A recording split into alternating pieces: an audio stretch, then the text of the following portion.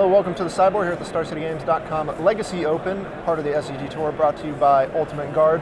I'm Nick Miller alongside Jay Imperiale. Now, hey. How are you doing, sir? Great. 3-1 today. Lost on camera, so everyone might know, but won the other ones. You've caught a lot of attention, though, with the camera match. Yes. People like to see anything against miracles. Yeah. They like it even more when it is something fun. Fun, of course, being subjective here because you're looking to make sure your opponent has no permanents in play. Yes. I think it's still funner than the Miracles deck, but yes.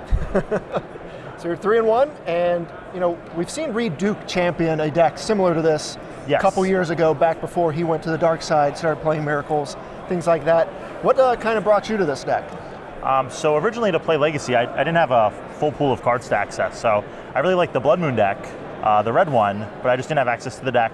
So I really wanted to, I was thinking about Back to Basics as a card that I really like, and then I kind of stumbled onto Contamination, and I was like, this card's just great. It's probably, it's a super good card, and it's extremely underplayed. So a sleeper from Urza's Saga, yes. The third way to just nuke all your opponent's lands. Exactly. So yeah, the deck kind of built itself. I think the discard's really well positioned, and you get 4 Liliana the Veil.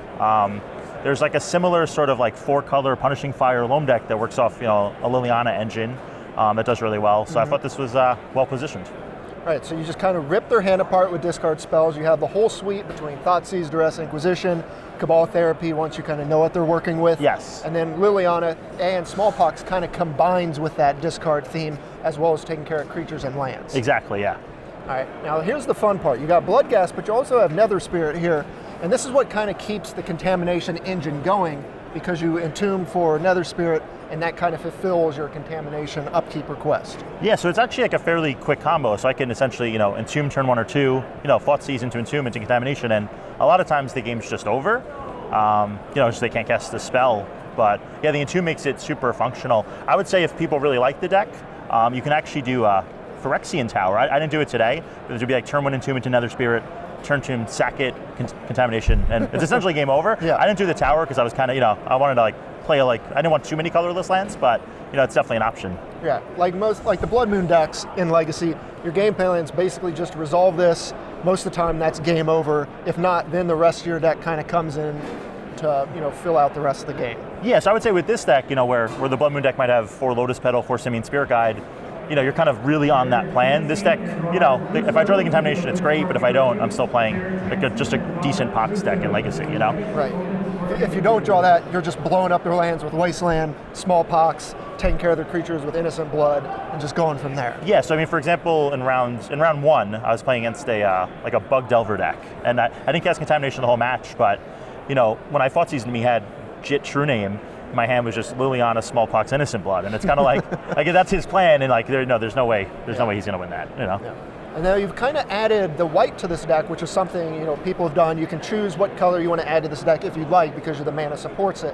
But you get Lingering Souls and Sorin, which kind of gives you this token presence as well. Yeah, so the Lingering Souls is probably a good card, even if you didn't have the white mana, but obviously in this format it's so easy to have it. So it's just off 2 scrublands, and if you cast the Lingering Souls, and the Sorin's cool, obviously you can't, it's kind of weird because it's good with Contamination, but you can't cast it after. Right. But, if you get it in play, then it just essentially keeps your Contamination lot going. Right, the white cards, while you can't cast them if you have Contamination in play, you don't really mind because you have Contamination in play. Yeah, and exactly, and maybe you pitch Lingering Souls to Liliana or something, something like that, and you're still casting it under it. All right, and then Innocent Blood, a great way to kind of get rid of troublesome creatures. Is one of the few ways to get True Name Nemesis off the table, things like that. Yeah, so I'd say my deck does a nice job of True Name I guess would probably be a bad card against because I have the Liliana and Smallpox, but Deathrite Shaman is still, extremely popular and a really good card. So, the deck kind of took a weird turn because originally I was I want Sinkholes and I could really attack the mana, but then I was there's really no reason to destroy their land if you're going to lock their color. So then I wound up, I found the Innocent Blood. It was probably the last card I added, but it's been really good against Deathrite Shaman because you definitely have to kill it. Then are you doing anything else fun with Entomb? Do you have any kind of other shenanigans, or is it strictly Nether Spirit? So I would say it's the most unbroken Entomb ever, but for example, so there's only 3 Bloodghasts in the deck, so there would be no reason to play a 4th Bloodghast over, an Entomb's just a good Bloodghast, and Entomb becomes, kind of a savvy Lingering Souls. It's like a Cabal Therapy when I need it, and a lot of the times it's going to be the Nether Spirit, which, even the 2/2 coming back every turn plays really well against a lot of the mid-range decks. Okay, so this deck looks very good at kind of beating up the fair decks of the format. Yeah. How are you in the unfair matchups? So I I did just beat Black-Red Reanimator. I don't know if it's a great matchup, but I board in the extirpates and the containment priest, so maybe the extirpate should be the free one, the 0 mana one. I'm not sure, but I board into a lot of different stuff, and ultimately you're playing 9 1 mana discard spells. So I don't know if I'm gonna, if they go off turn 1, I'm kind of a sitting duck to it, but if we have any sort of game, I think there's a lot of play with the discard. Get to take their hand apart, barring anything super degenerate that kills you on the first turn. You at least have some game. Yeah, I'm often going to Futzies them at least, and if I could do that, hopefully I'm on the play. If not, if I'm allowed to Futzies them, then all of a sudden, Smallpox or Liliana, it's kind of like, diminishing returns, All right, so we'll go over the rest of the sideboard. You already brought up Containment Priest. One of the real reasons to kind of have white in the stack outside of Lingering Souls is this card shuts down a lot of the unfair things going on. Exactly, yeah. So like the Show and Tell decks and all those decks, really good. Then we have Dread of Night when you just really want to hose Death and Taxes. Exactly. Engineered Plague, what is this going on mostly? So so it's definitely against the Elf deck, and I think it plays a role in certain Goblin, Merfolk, all this like sort of weird matchups. But the last Legacy Open I played Elves often. I don't know if that's a great matchup. They have a lot of creatures, and sort of the Edict effect isn't great against them. So it'd be good to board in the Engineered Plague. Also, it sometimes has relevant game against things like Eldrazi when there's sizing involved, or you're trying to get things off the table, or not lose a race. It does have some relevancy there. Then another card that's kind of broken out, Collective Brutality. This is a card that's being played in the Black-Red Reanimator deck, as well as some other things. What is this doing for you? Is it extra discard? Do you need the life gain? What's the main So mode? I think it plays really well against a lot of the Deathrite Shaman decks. It's a way for me to, I could essentially Thoughtseize them, or I guess duress them and get their Deathrite Shaman, which would play really well. And I think it, obviously it's really good against the Burn deck. I don't think Burn's a good matchup for me. I would say that's probably the one I didn't want to face. But, if you can kill their Goblin Guide, gain 2 life, discard something relevant, I think, you can at least make a game out of it.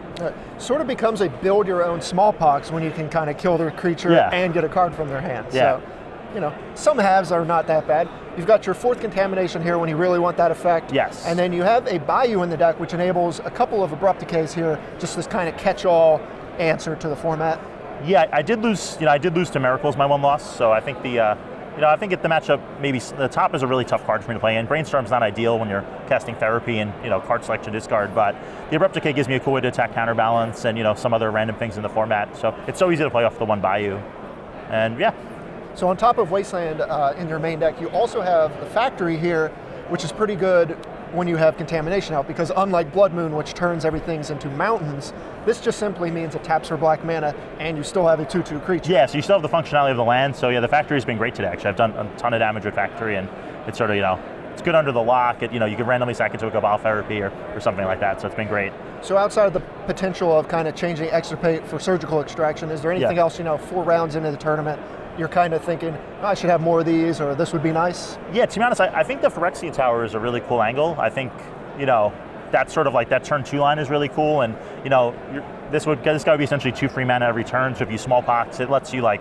Liliana or Smallpox and still have some excess mana. Because even this deck, if you Smallpox a few times, you're kind of stuck on mana, and you need to draw land. So I would say the Tower would be worth testing. I think that'd be a really cool card.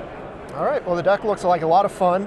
You've got your tokens, you've got your discard, you've got your land destruction, a little bit of everything to please everyone here. So what are you looking to kind of play against all day, and what do you want to dodge outside of Burn?